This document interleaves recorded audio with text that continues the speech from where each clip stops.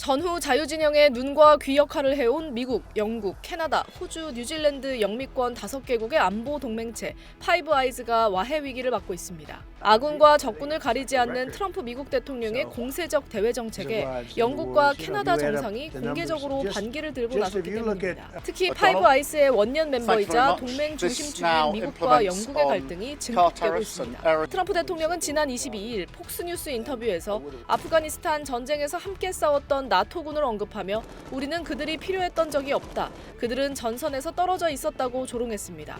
그러자 아프가니스탄에서 미국 다음으로 많은 457명의 전사자를 낸 영국이 즉각 반발했습니다. 키어 스타머 영국 총리는 모욕적이고 끔찍하다고 했고 헬기 조종사로 아프간에 파병됐던 해리 왕자까지 나서 희생에 대해 존중하는 마음으로 말해야 한다고 비판했습니다. 파장이 커지자 트럼프 대통령은 트루스 소셜에 영국군을 사랑한다고 자신의 말을 주워 담았지만 분노를 달래긴 역부족이었습니다. 또 다른 파이브 아이즈 멤버인 캐나다와 트럼프 대통령 관계도 파국으로 치닫고 있습니다. 마크 카니 캐나다 총리가 최근 중국과 전방위적 경제 협력 확대 방침을 밝히자 트럼프 대통령이 캐나다를 겨냥한 적대적 조치를 쏟아낸 겁니다. 트럼프 대통령은 24일 트루스 소셜에 카니 총리를 향해 주지사라는 비하 표현을 쓰며 중국과 협력한다면 100% 관세를 물리겠다고 협박했습니다. 카니 총리는 지난 21일 스위스 다보스 세계 경제 포럼 연설에서 영토 야욕을 드러내는 트럼프 대통령을 겨냥해 중견국들이 뭉쳐야 한다. 우리가 식탁에 앉지 않으면 메뉴판에 오르게 될 것이라고 말했습니다. 파이브 아이즈는 국제사회 여러 안보 동맹체 중에서도 차원이 다른 혈맹으로 인식되었습니다. 2차 대전 때 함께 싸웠던 영국과 미국이 전후에도 핵심 정보를 공유하기 위해 비밀 정보 교류 협정을 맺은 게 시작이었습니다. 혈맹 수준의 최우방국 간 동맹이 트럼프 대통령 재집권 1년 만에 뿌리째 흔들리고 있다는 우려가 나오고 있습니다. SBS 김민정입니다. 미국과의 갈등이 깊어지면서 유럽이 수십 년간 이어온 미국 기술에 대한 의존을 끊고 독자 생존을 모색하고 있다고 월스트리트 저널이 보도했습니다. 스위스 다보스에서 열린 세계 경제 포럼에 참석한 지도자들은 미국 기술에 대한 의존도를 낮추기 위한 구체적인 방안을 논의했습니다.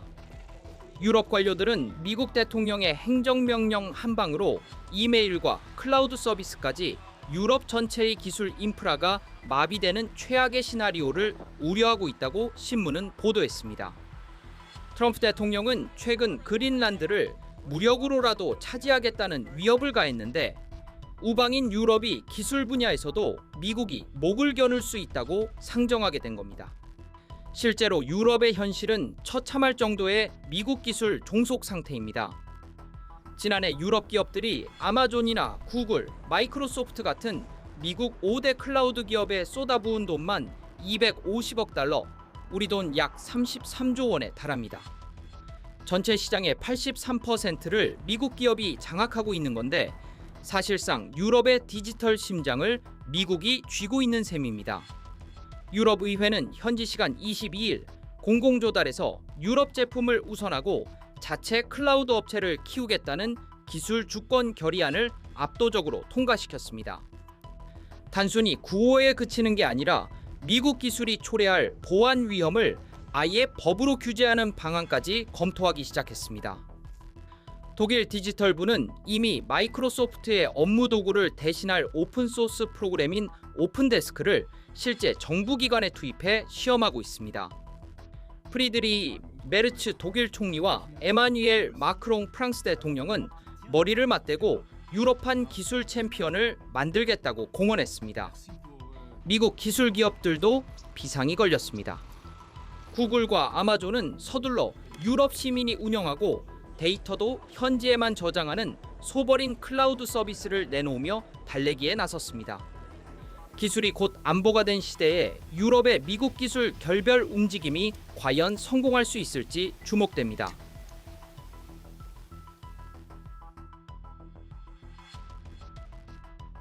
중국을 방문한 키어 스타머 영국 총리가 어제 시진핑 국가주석과 회담을 갖고 협력을 강화하기로 했습니다. 영국 총리의 방중은 2018년 테리사 메이 전 총리 이후 8년 만입니다. 중국 관영 매체들은 이날 회담을 대대적으로 보도하면서 스타머 총리가 시 주석에게 중국은 세계 무대에서 중요하다고 한 발언을 소개했습니다. 스타머 총리가 하나의 중국을 직접 언급하진 않았지만 영국의 장기 정책에는 변화가 없고 앞으로도 변하지 않을 것이라고 했다고도 전했습니다. 홍콩에 대해서도 스타머 총리가 홍콩이 영중을 잇는 독특하고 중요한 가교가 되어 기쁘다고 말했다고 소개했습니다. 영국 정부는 지난 2020년 홍콩의 자치권을 대폭 제한한 국가보안법이 중국 주도로 제정되자 일국양제 원칙의 위반이라며 강하게 비난한 바 있는데 이번 방중에선 홍콩의 현실을 긍정적으로 평가하는 듯한 발언을 했다는 겁니다. 영국 정부는 스타머 총리 방중 직전 런던의 옛 왕립조폐국 부지에 추진되는 초대형 중국 대사관 신축을 허가하기도 했습니다. 지하에 밀실이 다수 배치된 설계안 때문에 중국의 불법 스파이 활동의 거점이 될 수 있다는 우려 때문에 여러 차례 허가를 보류해왔지만 결국 승인을 해준 겁니다. 중국 관영 매체들은 G7 정상들의 이런 중국 밀착 행보를 부각하는 보도를 하고 있습니다. 지난달 3일 마크롱 프랑스 대통령을 시작으로 카니 캐나다 총리, 스타머 영국 총리에 이어 메르츠 독일 총리도 다음 달 대규모 경제 사절단을 이끌고 중국을 찾을 예정입니다. 트럼프 미국 대통령의 자국 우선주의 외교로 서방 주요국이 중국과의 관계 재정비에 나섰다는 분석입니다. 최근 중국은 지난해 고율 관세 부과로 사실상 수입을 중단했던 캐나다산 카놀라 구매를 양국 정상회담 직후 재개하기도 했습니다. 캐나다의 카놀라 수출에서 75% 비중을 차지하는 미국이 관세 압박을 예고한 상황에서 중국이 존재감을 드러냈다는 평입니다.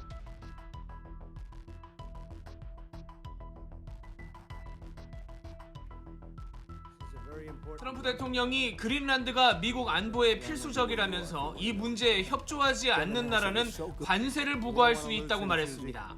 I may put a tariff on countries if they don't go along with Greenland because we need Greenland for national security. So I may do that. 국가안보를 이유로 관세를 부과한 것을 놓고 대법원 재판이 이어지는 상황에서 다시 한번 똑같은 방식으로 관세를 무기화하겠다는 뜻을 내비친 겁니다. 트럼프 대통령은 또 미국의 군사력을 자랑하다가 그린란드 문제를 나토와 얘기해보겠다고 덧붙였습니다. You saw that with Venezuela. You saw that with the attack on Iran, with the knocking out their nuclear capability potentially.